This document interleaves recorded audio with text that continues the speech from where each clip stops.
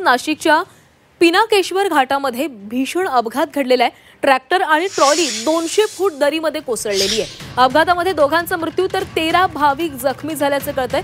नाशिकच्या पिनाकेश्वर घाटामध्ये हा भीषण अपघात घडलेला आहे। ट्रॅक्टर आणि ट्रॉली 200 फूट दरीमध्ये कोसळलेली आहे आणि अपघातामध्ये दोघांचा मृत्यू आणि 13 भाविक जखमी झालेले आहेत। तर नाशिकमधून महत्त्वाची बातमी, पिनाकेश्वर घाटामध्ये हा भीषण अपघात झालाय। ट्रॅक्टर आणि ट्रॉली 200 फूट दरीमध्ये कोसळलेली आहे आणि यामध्ये दोघांचा मृत्यू तर 13 भाविक हे जखमी झालेले आहेत। या भाविकांवर उपचार देखील सुरू करण्यात आले।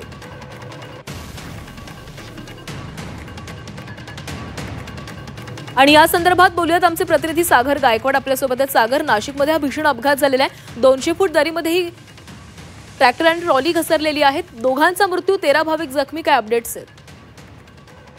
नांदगाव मधील पिनाकेश्वर घाटात हा मोठा अपघात झाला। या अपघातात ट्रॅक्टर ट्रॉली जी आहे ती दरीत कोसळली आणि यात 2 जण ठार झाले आहेत आणि 13 भाविक जखमी झालेत। खरं तर नांदगाव तालुक्यातील जातेगाव येथील पिनाकेश्वर महादेव मंदिर आहे आणि इथून दर्शन घेऊन पिकानेश्वर घाटात भाविक ट्रॅक्टर घेऊन चालले होते आणि त्या ट्रॅक्टरचा 200 फूट दरीत कोसळली आहे आणि त्यात 2 जणांचा मृत्यू तर 13 जण भाविक हे जखमी झाले आहेत। त्यांना स्थानिक जे प्राथमिक रुग्णालय आहे त्यांना काल तात्काळ प्राथमिक उपचारासाठी दाखल करण्यात आलेला आहे आणि याच्यातली 13 जण आहेत त्यातल्या 1-2 जणांची प्रकृती गंभीर असल्याचं देखील सांगण्यात आलंय, तर 2 जण या ठिकाणी ठार झाल्याचं आपल्याला पाहायला मिळतंय।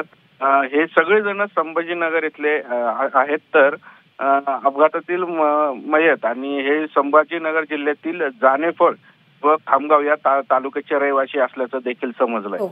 धन्यवाद सागर, तुम्ही दिलेल्या सविस्तर माहितीसाठी।